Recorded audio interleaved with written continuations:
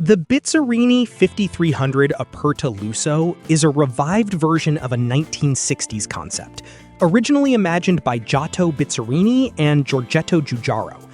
The company has brought the design back from its archives and will build a limited run of 10 examples. The body is made from a single piece of carbon fiber composite and is mounted to a semi-monocoque bonded chassis with bespoke steel reinforcements.